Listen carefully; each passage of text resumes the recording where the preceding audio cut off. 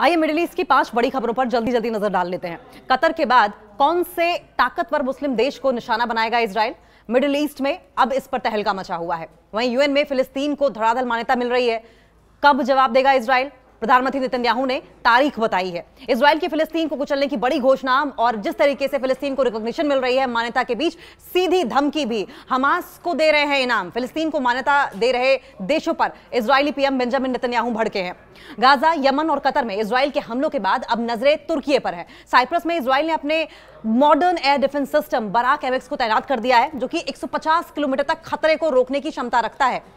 ये स्टेप तुर्की के लिए चिंता का बड़ा कारण बन गया है। सवाल ये उठ रहा है कि क्या इजराइल जल्द ही तुर्की को अपना अगला निशाना बना सकता है? तुर्की की बेचैनी बढ़ने के पीछे सिर्फ बराक एमएक्स की तैनाती नहीं है, बल्कि मिडिल ईस्ट में बढ़ती राजनीतिक और सैन्य अस्थिरता भी है, मिलिट्री इंस्टेबिलिटी भी है। अगर टकराव हुआ, अगर टेंशन्स बढ़ी, तो अमेरिका और नेटो की भूमिका भी सवालों के घेरे में आ सकती है कि अमेरिका और नेटो का रोल क्या रहा, कैसे इस युद्ध को एक्सेलरेट करने में सहायक रहा है। इजराइल का बारूदी जखीरा गाजा में हमास को मिट्टी में मिला रहा है। पिछले 2 साल में इजराइल ने गाजा का नक्शा बदल कर रख दिया है। मासूम लोग मारे गए हैं, मासूम बच्चे मारे गए हैं, भूखमरी फैल गई है, न जाने कितने लोग बीमारियों से ग्रसित हैं। इजरायली फौज हमास के ठिकानों को चुन चुनकर खंडर में तब्दील करने की कोशिश कर रही है। हालांकि इजराइल को मुंहतोड़ जवाब दिया जा रहा है। आसमान से लेकर जमीन तक गाजा में कुछ नजर आ रहा है तो सिर्फ और सिर्फ बर्बादी और बस बर्बादी। लेकिन गाजा में इजराइल के मिसाइल अटैक का हिसाब तुर्की लगा रहा है। यमन में हूती के ठिकानों पर इजराइल बम बरसा रहा है तो सबसे ज्यादा तुर्की ही घबरा रहा है। और सबसे ज्यादा इजराइल इस बात से तिलमिलाया हुआ है कि फिलिस्तीन को एक के बाद एक कई देशों ने मान्यता देनी शुरू कर दी है। इजराइल ने कतर को दहलाया तो सबसे ज्यादा तुर्की ही तिलमिलाया। देखिए, जिसके बाद सवाल ये भी उठ रहा है कि क्या वेस्टर्न एशिया में, क्या पश्चिमी एशिया में इजराइल नया युद्ध छेड़ने वाला है? क्या आने वाले वक्त में ईरान का दावा सच साबित हो जाएगा? क्या गाजा, कतर और यमन के बाद इजराइल का अगला टारगेट तुर्की है? क्या जल्दी ही तुर्की पर हमला करने वाला है इजराइल? ये भी सवाल है। सवाल ये क्यों उठ रहे हैं, उसकी वजह भी समझ लीजिए। तुर्की की बेचैनी बढ़ने का बड़ा कारण यह है कि इजराइल का ताजा कदम उठाना, इजराइल का लेटेस्ट जो स्टेप लिया गया है, उसकी वजह से तुर्की दरअसल डरा हुआ है। दरअसल इजराइल ने तुर्की के खिलाफ नया मोर्चा खोलते हुए अपने modern air defence system Barak MX को गुपचुप तरीके से साइप्रस में पहुंचा दिया है।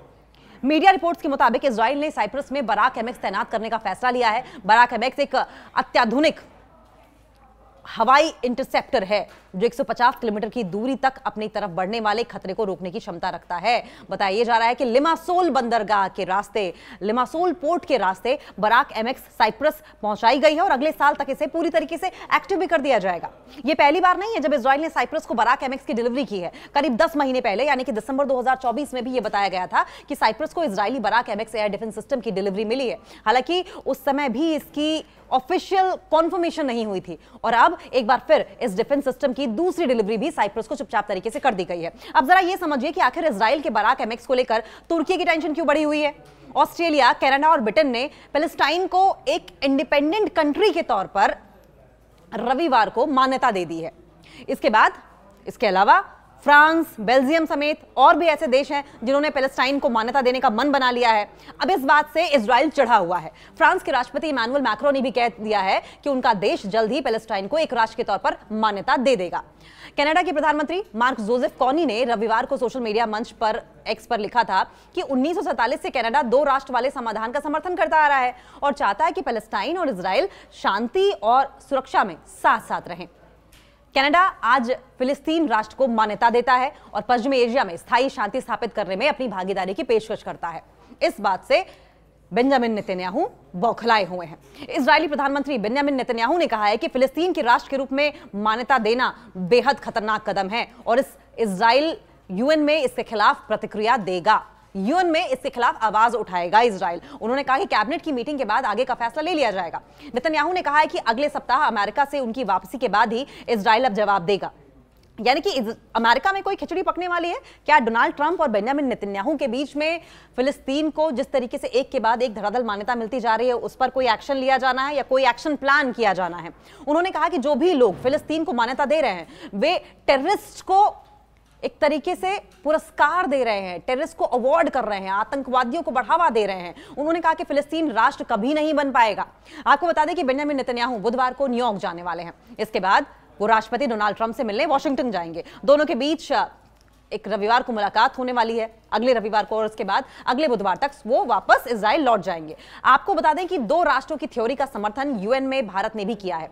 वहीं ब्रिटेन के प्रधानमंत्री ने कहा कि अगर फिलिस्तीनियों और इजरायलियों के लिए शांति की आशा को पुनर्जीवित करने और 2 राष्ट्र वाले समाधान के लिए ब्रिटेन ने औपचारिक रूप से, ऑफिशियल तरीके से फिलिस्तीन राष्ट्र के रूप में मान्यता दे दी है। ऑस्ट्रेलिया के प्रधानमंत्री एंथनी अल्बनीज ने फिलिस्तीन को मान्यता देने की घोषणा करते हुए अपने बयान में कहा है कि ऑस्ट्रेलिया संडे को फिलिस्तीन को एक स्वतंत्र और संप्रभु राष्ट्र के तौर पर मान्यता प्रदान करता है। ऑस्ट्रेलिया ने फिलिस्तीन के लोगों के स्वयं राज करने की वैध आकांक्षाओं को पूरा करने के लिए ऐसा किया है। ये गाजा में युद्ध विराम और 7 अक्टूबर 2023 को अगवा किए गए बंधकों की रिहाई को लेकर अंतर्राष्ट्रीय समुदाय की 2 राष्ट्र वाली समाधान की कोशिश का हिस्सा है। उन्होंने यह भी कहा कि आज का यह कदम ऑस्ट्रेलिया के 2 राष्ट्र वाले समाधान की लंबे समय की प्रतिबद्धता का प्रतीक है, जो इजराइल और फिलिस्तीन के बीच शांति स्थापित करने, पीस टॉक्स को बढ़ावा देने और इसे क्षेत्र में सुरक्षा का एकमात्र रास्ता बताया गया है। आप समझिए कि संयुक्त राष्ट्र संघ में शामिल जो 193 देश हैं, उनमें से भारत के साथ साथ भारत सहित 145 से ज्यादा देश अब तक एक राष्ट्र के तौर पर फिलिस्तीन को मान्यता दे चुके हैं, लेकिन इजराइल अब भी अड़ा हुआ है कि इजराइल को मान्यता नहीं दी जानी चाहिए। इजराइल को मान्यता देने का मतलब फिलिस्तीन को मान्यता नहीं दी जानी चाहिए। फिलिस्तीन को मान्यता देने का मतलब सीधा ये हुआ कि आतंकवादियों को आतंकवाद को मान्यता देना है। गाजा को लेकर अब कोई बड़ा प्लान बन रहा है, खबरें ये भी आ रही हैं। इंटरनेशनल फोर्स भेजने की क्या तैयारी की जा रही है? फ्रांस ने एक प्रस्ताव पेश किया है। रिपोर्ट्स के मुताबिक इस प्रस्ताव में मिशन का नेतृत्व करने के लिए कई देशों को नॉमिनेट किया गया है, जिनमें इजिप्ट है, जॉर्डन है, सऊदी अरब है, संयुक्त अरब अमीरात यानी कि यूएई है और कतर है।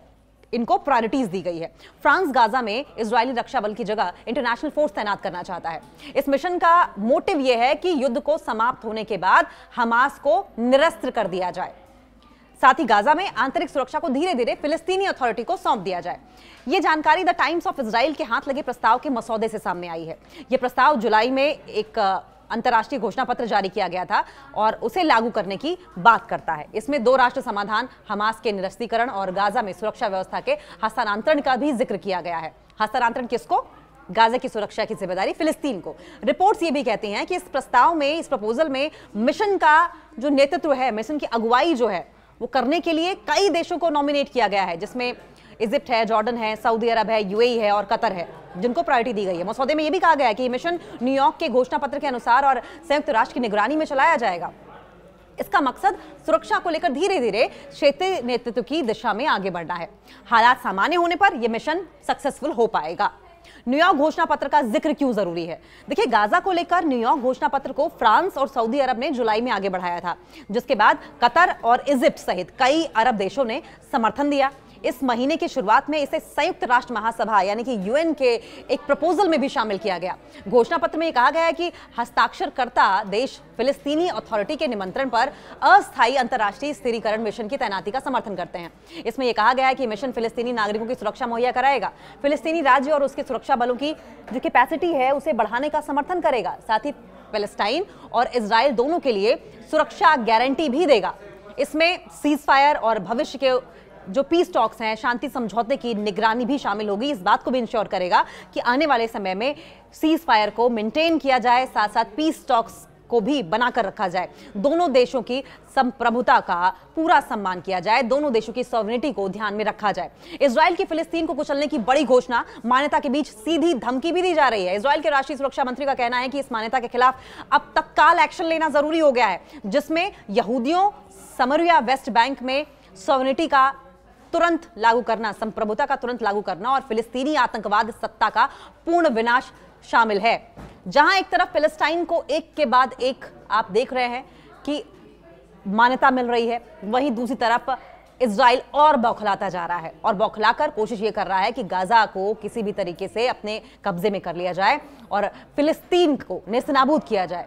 इजराइल के राष्ट्रीय सुरक्षा मंत्री इतमार बेन ग्वीर ने संडे को ब्रिटेन, कनाडा और ऑस्ट्रेलिया द्वारा फिलिस्तीन राज्य को ऑफिशियल तरीके से मान्यता देने की कड़ी निंदा की है। उन्होंने इसे टेररिस्ट को इनाम बताते हुए फिलिस्तीनी प्राधिकरण को कुचलने का आह्वान किया है।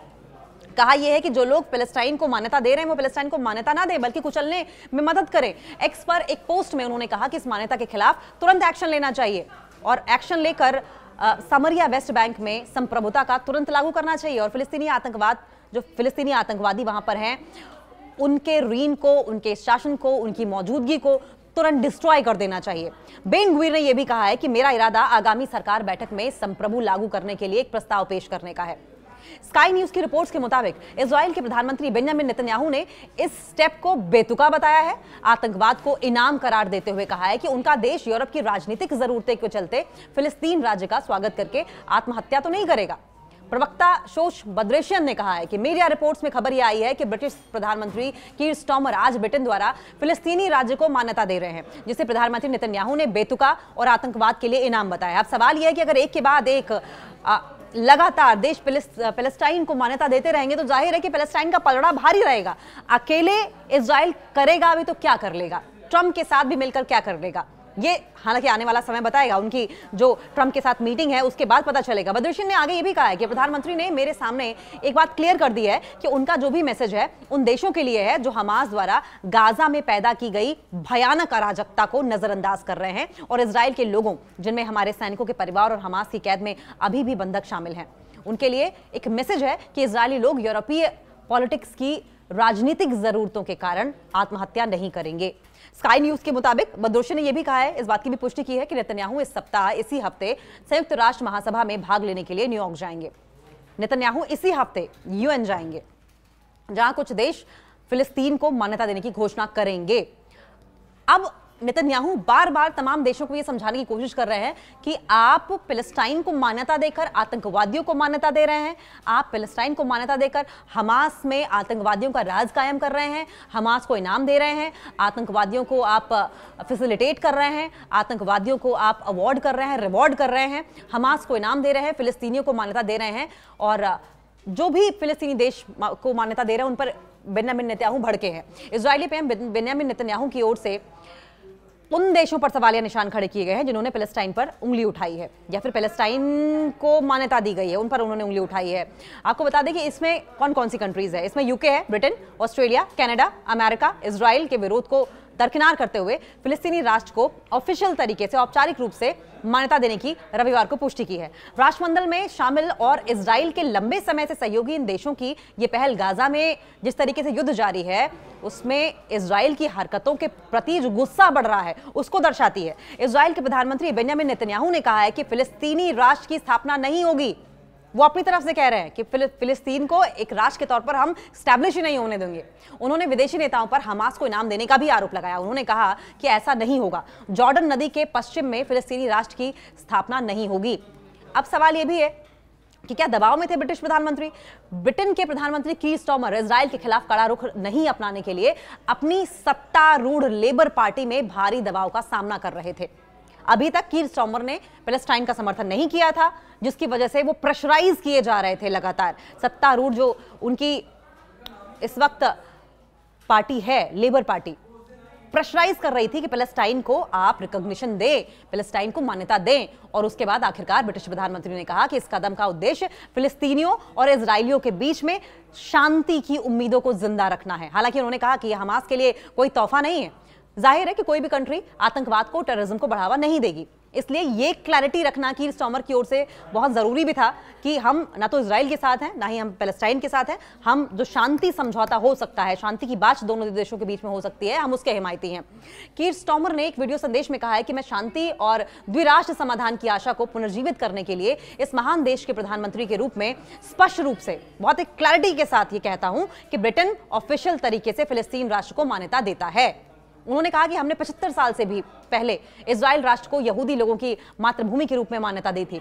कीर स्टार्मर ये याद दिलाते हैं कि हम ही ने इजराइल को भी मान्यता दी थी और आज हम पैलेस्टाइन को मान्यता दे रहे हैं। आज हम उन 150 से ज्यादा देशों में शामिल हो गए हैं जो पैलेस्टाइन को एक कंट्री के तौर पर रिकॉग्नाइज करने को तैयार है। ये पैलेस्टाइन, ये फिलिस्तीनी और इजरायली लोगों के लिए एक बेहतर भविष्य की प्रतिज्ञा होगी। देखिए, जुलाई में स्टार्मर ने कहा था कि अगर इजराइल गाजा पट्टी में संघर्ष विराम के लिए सहमत नहीं होता है तो ब्रिटेन फिलिस्तीनी राष्ट्र को मान्यता देगा।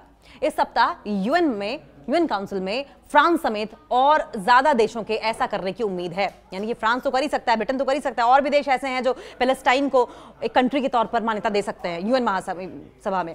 ब्रिटेन की तरफ फ्रांस भी सुरक्षा परिषद के 5 स्थायी सदस्यों में शामिल है। ऑस्ट्रेलियाई प्रधानमंत्री एंथनी अल्बनीज ने अपने बयान में कहा है कि संडे को 3 देशों की ओर से की गई घोषणाएं द्विराष्ट्र समाधान को नई गति देंगी। और अंतर्राष्ट्रीय प्रयास का यह हिस्सा रहने वाली है।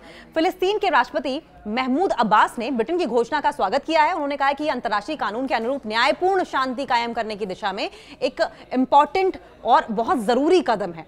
अमेरिका के विरोध के बावजूद ब्रिटेन ने अमेरिका के विरोध को दरकिनार करते हुए यह कदम उठाया। कुछ दिन पहले अमेरिकी राष्ट्रपति डोनाल्ड ट्रंप ने ब्रिटेन की यात्रा के दौरान इस योजना से असहमति जताई थी। इस योजना को लेकर वो खुश नहीं थे। ट्रंप ने कहा था कि इस मामले पर मैं प्रधानमंत्री स्टॉर्मर से अग्रीमेंट नहीं करता हूं, मैं डिसएग्री हूं, सहमत नहीं हूं। अमेरिका और इजराइल सरकार के साथ साथ विभिन्न आलोचकों ने इस योजना की निंदा करते हुए कहा कि यह हमास और आतंकवाद को बढ़ावा देगी। आलोचकों का यह भी तर्क है कि मान्यता देना, रिकॉग्निशन देना अनैतिक है और एक खोखला कदम है, क्योंकि फिलिस्तीनी लोग दो क्षेत्रों वेस्ट बैंक और गाजा में विभाजित हैं, जिनकी कोई मान्यता प्राप्त अंतर्राष्ट्रीय राजधानी है ही नहीं। पिछले 100 साल में पश्चिम एशिया की राजधानी में फ्रांस और ब्रिटेन की ऐतिहासिक भूमिका रही है। प्रथम विश्व युद्ध में ऑटोमन साम्राज्य की हार के बाद दोनों देशों ने इस क्षेत्र का विभाजन किया था और इस विभाजन के परिणाम स्वरूप तत्कालीन फिलिस्तीन पर, जो उस वक्त का फिलिस्तीन था, उस पर ब्रिटेन का शासन स्थापित हुआ था। ब्रिटेन ने ही 1970 में बेल्फोर घोषणा पत्र भी तैयार किया था, जिसमें यहूदी के लोगों के लिए एक देश की स्थापना का समर्थन किया गया था। हालांकि घोषणा पत्र के दूसरे भाग को दशकों से काफी हद तक नजरअंदाज किया गया है और इसमें यह कहा गया है कि ऐसा कुछ भी नहीं किया जाएगा जिससे फिलिस्तीनी लोगों के नागरिक और धार्मिक अधिकारों पर गलत प्रभाव पड़े। ब्रिटिश एक्सपर्ट्स की ओर से क्या कहा जा रहा है? लंदन में स्थित रॉयल यूनाइटेड सर्विसेज इंस्टीट्यूट में पश्चिम एशिया सुरक्षा के जो सीनियर अनुसंधान रिसर्चविद हैं बुरकू ओजेलिक, उनका यह कहना है कि फ्रांस और ब्रिटेन के लिए फिलिस्तीन को मान्यता देना महत्वपूर्ण है, क्योंकि पश्चिम एशिया में इन दोनों देशों की विरासत रही है। उन्होंने कहा, लेकिन मुझे यह लगता है कि फिलिस्तीन के मामले में अमेरिका को साथ लिए बिना ग्राउंड जीरो पर, जमीनी स्तर पर बहुत कम चेंजेस आ पाएंगे। ब्रिटेन में फिलिस्तीनी मिशन के प्रमुख हुसम जोमलेट ने जानकारी यह भी दी है कि मान्यता देने से औपनिवेशिक काल की गलती सुधर जाएगी। कॉलोनियल पीरियड की जितनी भी गलतियां की गई हैं वो सुधारी जा पाएंगी। जोमलेट ने यह भी कहा है कि मुझे यह लगता है कि आज ब्रिटेन के लोगों को इतिहास में की गई गलतियों को सुधारने का जश्न मनाना चाहिए। गलतियां सुधारी जा रही हैं, अतीत की गलतियों को स्वीकार किया जाए, एक्सेप्ट किया जाए। ब्रिटेन दशकों से इजराइल के साथ साथ एक इंडिपेंडेंट फिलिस्तीनी कंट्री का समर्थन करता रहा है, लेकिन उसे इस बात पर जोर दिया कि मान्यता द्विराष्ट्र समाधान प्राप्त करने के लिए शांति योजना के भाग में दी जानी चाहिए। लंदन का एक थिंक टैंक है, उसमें चैटहम हाउस में यूके इन द वर्ल्ड कार्यक्रम की निदेशक ओलिविया और ओसुलिवन ने कहा है कि इस कदम का एक सिंबॉलिक, प्रतीकात्मक और हिस्टोरिक इंपॉर्टेंस है, ऐतिहासिक महत्व है। ये द्विराष्ट्र सॉल्यूशन के अस्तित्व से जुड़ी ब्रिटेन की चिंताओं को उजागर करता है और इसका उद्देश्य, इसका मोटिव उस एम्बिशन को और ज्यादा जीवंत बनाए रखना है, प्रासंगिक करना है, जिसमें कि पीस टॉक्स को महत्व दिया जाता है।